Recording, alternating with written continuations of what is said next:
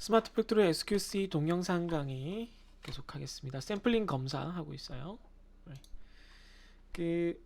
이제 검사 특성 곡선까지 배웠고요. 이제 구체적으로 그 검사 방식, 그 개수형 샘플링 검사에서 구체적인 샘플링 검사 방식을 크게 한 두 가지 정도 살펴보고요. 나머지는 이제 언급만 하고 지나가게 될 텐데 한번 같이 한번 살펴보도록 하겠습니다. 뭐 한꺼번에 할지 이것도 나눠서 할지는 모르겠네요. 지금 동영상을 찍고 있는데 같이 한번 보도록 하죠.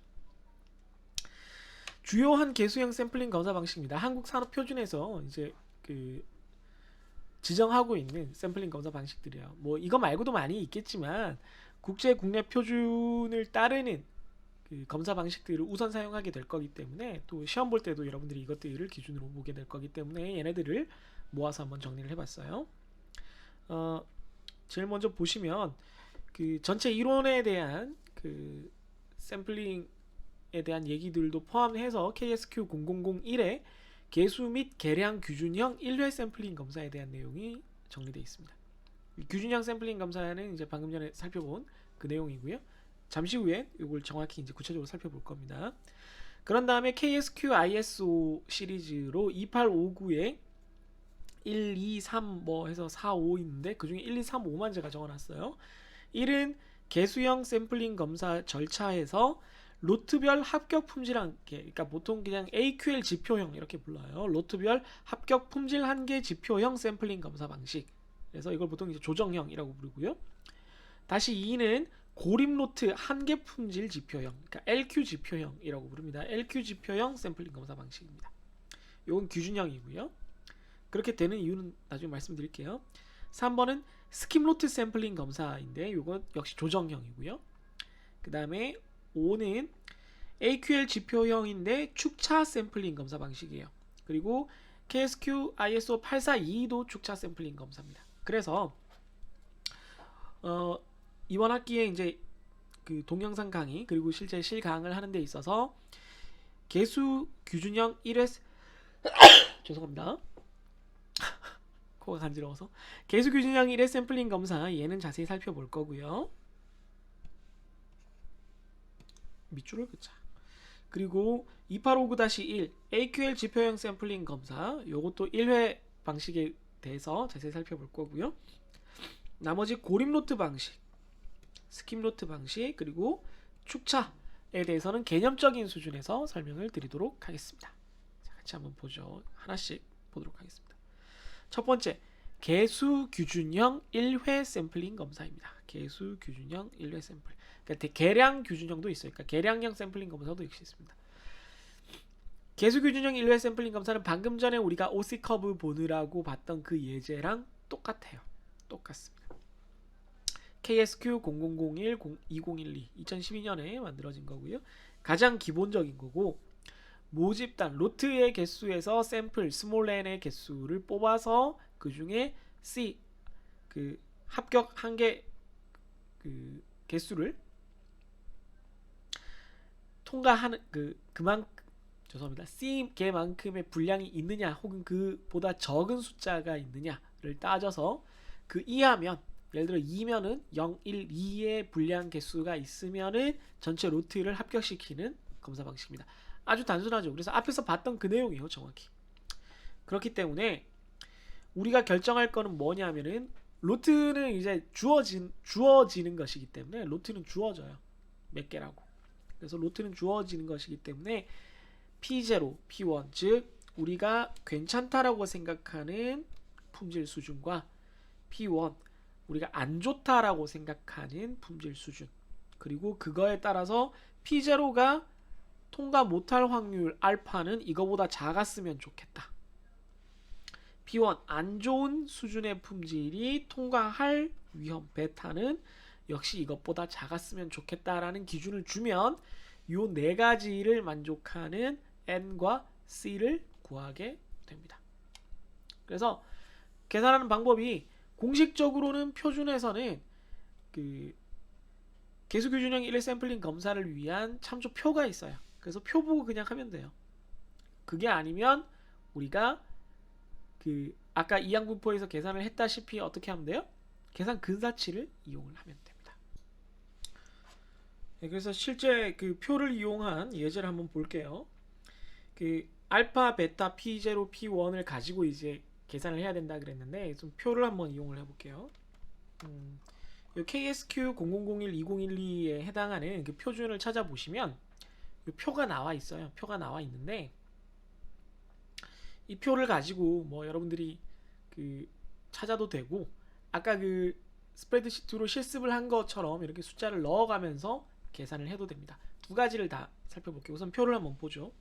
이게 P1을 제가 너무 작게 잡아가지고 좀 표를 찾기가 안 좋으니까 좀 넉넉하게 한 4%로 해보겠습니다. 앞으로 여러분들이 다양한 형태의 그 이런 표, 검사표들을 볼 텐데 별일 없으면 생산자 위험 5%, 소비자 위험은 10% 근처에서 이렇게 잡혀 있어요. 그래서 5%, 10% 알파 베타는 거의 고정이라고 보시면 좋겠습니다. 그럼 이제 표가 알파 베타가 5%, 10%에 대해서 고정이더라도 P0, P1에 대해서 가로 세로로 거대한 이런 표가 만들어지게 될 거거든요. 그래서 지금 이 경우는 P0 1%, P1 4%인 경우입니다. 그럼 이제 찾으면 돼요.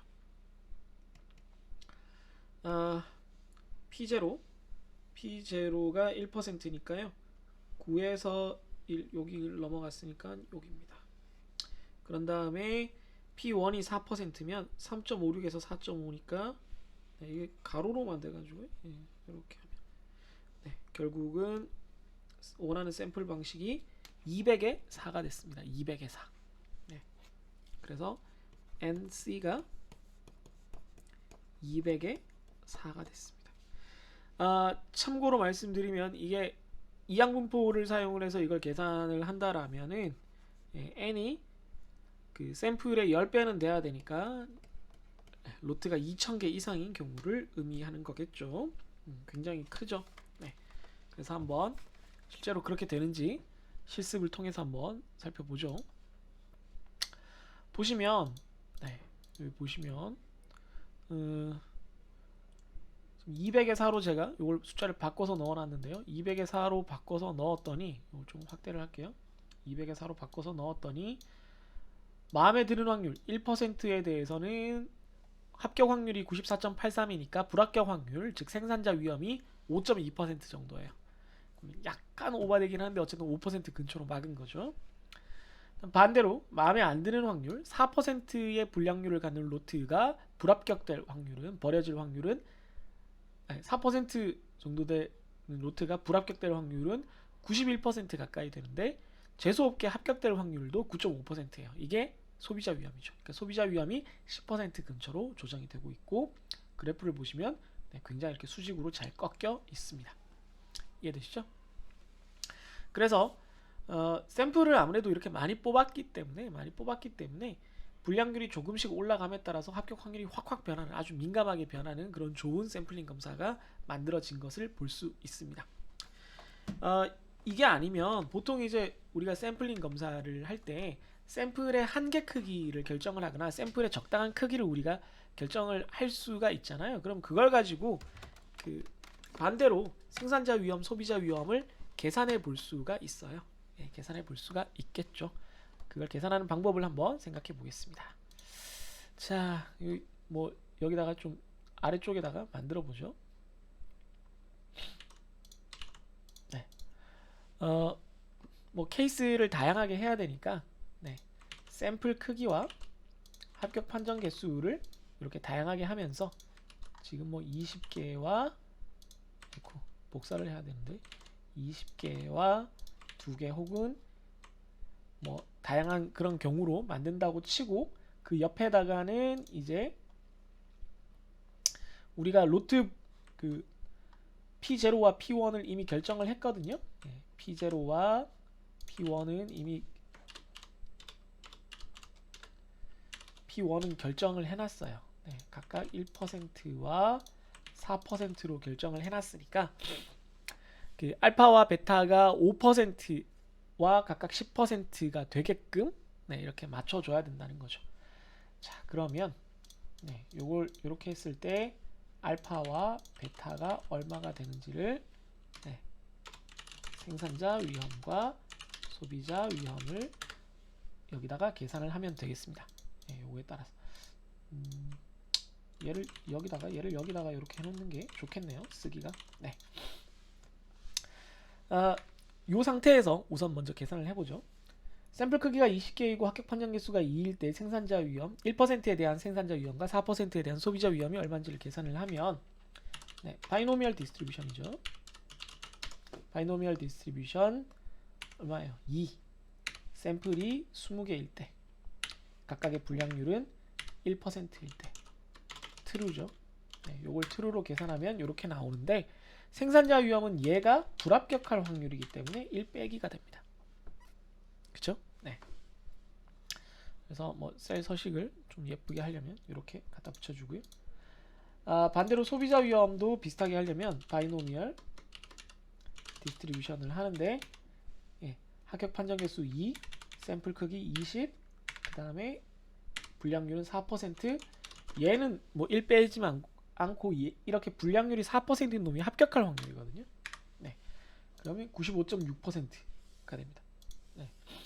분량률이 4%더라도 네, 엄청나게 많이 합격을 하는 거죠. 그래서 샘플 크기를 무한정 바꿀 수가 없기 때문에 여기 위에서 요 1% 얘는 고정이니까 얘를 고정해 놓고 얘는 고정을 해 놓고 이걸 여러 개를 쭉 붙여 가지고요. 다양한 케이스를 만들어 보는 거예요. 샘플 크기를 50개, 100개, 150개, 200개 이렇게 하는 거예요. 우리가 200에 4였잖아요. 그래서 정말로 그렇게 되는지 한번 살펴보자는 거죠. 20에 1, 20에 0, 20에 1, 그러니까 죄송합니다. 20에다가 몇 가지를 살펴보자는 거죠. 0, 1, 2, 3을 했더니 소비자 위험이 20개일 때는 C를 0으로 해도 소비자 위험이 너무 커요. 네, 그래서 이건 도저히 20은 쓸 수가 없다라는 결론이 나옵니다. 그럼 50 정도를 해보자는 거죠. 50으로 해서 0, 1, 2, 3, 4까지 하겠습니다. 그랬더니 0일 때 소비자 위험이 그나마 10% 근처인데 생산자 위험이 또 너무 커요. 네, 그래서 역시나 만족이 안 됩니다. 그럼 100으로 한번 해보자는 거죠. 100으로 이렇게 쭉 해서 0, 1, 2, 3, 4, 5, 6 이렇게 했더니 소비자 위험을 견딜 수 있다고 생각하는 지점이 이쯤이에요. 8% 이쯤인데 생산자 위험이 그때 26.4%나 돼요. 그래서 역시 이거 좀 소비자 위험과 생산자 위험을 동시에 만족시키기가 어렵다. 생산자 위험을 5%를 만족시키는 지점은 여기인데 여기서부터인데 소비자 위험은 만족이 안 돼요. 자, 그럼 이걸 계속 이렇게 말로 하는 게 힘들면 여러분들 이렇게 하면 됩니다. 생산자 위험과 소비자 위험이 만족이 되는지를 보면 돼요. 네, 그래서 if 생산자 위험이 5%다. 그러면 오케이. 아니면 뭐 그냥 빈칸 이렇게 하는 거죠. 네. 반대로 얘는 소비자 위험. if 소비자 위험이 10%다. 그러면 오케이. 역시 아니면 no. 이렇게 하는 거죠. 그래서 둘 다 오케이거나 아니면 적어도 한쪽은 오케이고 나머지가 오케이에 좀 가깝거나 그런 곳이 있어야 되는 거예요. 네, 이걸 다 100으로 다 하죠. 네,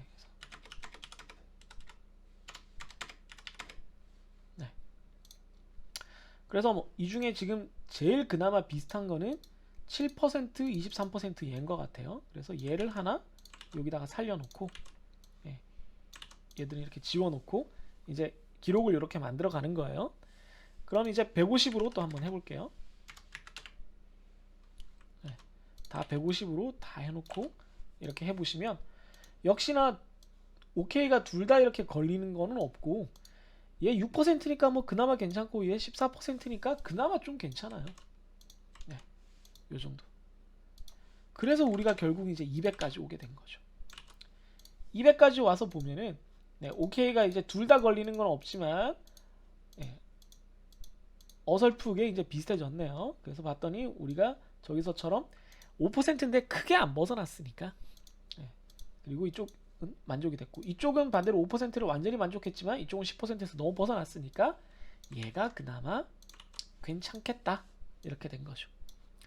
만약에 200 이상으로 해도 되겠다면 250을 할 수 있다면 250으로 하면 아마 둘 다 만족되는 게 나올 거예요. 예, 이렇게 나오죠. 250으로 해도 괜찮다라면은 250에서 이렇게 둘 다 만족하는 케이스가 나옵니다. 당연히 샘플링 검사를 많이 하면 할수록 나오죠. 그래서 그 현실적으로 여러분들이 현장에서 적용을 하신다면 물론 이 표를 찾아서 그냥 하면 돼요. 하면 되는데 정확히 내가 어느 정도의 생산자 위험, 소비자 위험을 감당해야 되는지를 알고 싶다면 이렇게 직접 계산을 해보시는 게 좋고, 어차피 직접 계산을 할 거라면은 이렇게 한 개 샘플 크기를 조금씩 늘려가면서 내가 샘플을 이렇게까지 많이 뽑아야 되나 싶은 수준으로 조금씩 늘려가면서 합격 판정 개수를 다양하게 바꿨을 때 생산자 위험, 소비자 위험을 동시에 만족하는 어떤 지점을 딱 찾아서 이렇게 계산하면 되겠습니다. 만약에 200개가 한 개다 샘플링을 하는데 로트당, 그러면은 4개를 합격 판정 개수로 설정을 하는 것이 옳겠고, 그러니까 204의 개수 규준형 샘플링을 하는 게 좋겠고, 그게 아니고 250개까지 샘플링을 할 수 있다면 250에 5까지 하는 게 좋겠다, 이런 말씀을 드립니다. 그러면 이렇게 만족이 되니까요. 물론 300으로 하면 뭐 더 좋겠지, 뭐 300까지 할 수 있다면. 300까지 할 수 있다면 이 두 케이스가 둘 다 OK가 뜬 케이스거든요. 3%와 4%, 1%와 8%. 그러면 어느 게 더 중요하냐에 그 여러분들이 방점이 찍히겠지만, 생산자 위험이 더 중요하다 그러면 얘를 쓸 수도 있고, 소비자 위험이 더 중요하다 그러면 얘를 쓰겠죠. 네, 그래서 이 두 개 중에 하나를 쓸 수가 있겠습니다. 이해되셨죠? 네, 그래서 그 여러분들이 요걸 가지고 다양한 케이스들을 살펴보시면서 원하는 거를 이렇게 찾는 요 뭐라 그러 시행착오 갑자기 말이 생각이 안 나요. 시행착오 방식도 한번 생각을 해보시기를 바랍니다. 네, 타블렛을 너무 밀어놔가지고. 네, 그러면 이제 지표형으로 넘어가야 되는데, 네, 지표형은 잠시 후에 또 다른 동영상에서 만나도록 할게요. 네, 지표형이랑 나머지 얘기들은 실질적으로 이렇게 계산하는 것보다는 주로 이제 얘기를 할 거라 가지고요. 네, 다음 동영상에서 다시 뵙도록 하겠습니다.